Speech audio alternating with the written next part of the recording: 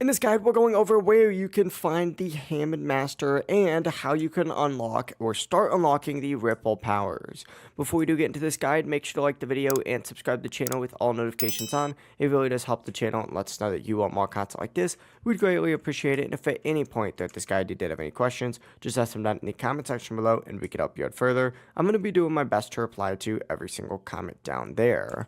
First things first, you need to go ahead and get yourself on a bus stop and go ahead and ride specifically to bus stop 17. When you arrive, go ahead and look around the area and you should quickly spot the Hamon Master along with a few apprentices nearby.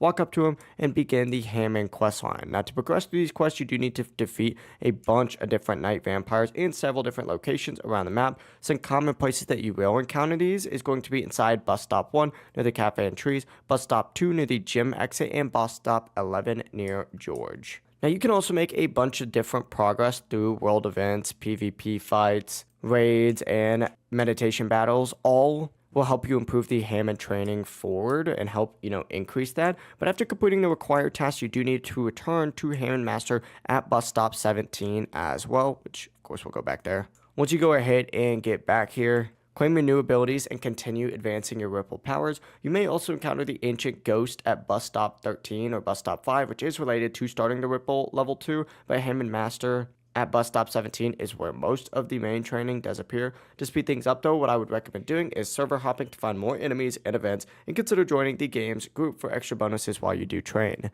It really is as simple as that. If you guys did have any questions, just ask them down in the comment section below and we can help you out further. I'm going to be doing my best to reply to every single comment down there. Before you do leave this guide though, make sure to like the video and subscribe to the channel with all notifications on. It really does help us out and let us know that you want more content like this. We'd greatly appreciate it. Have a great rest of your day though.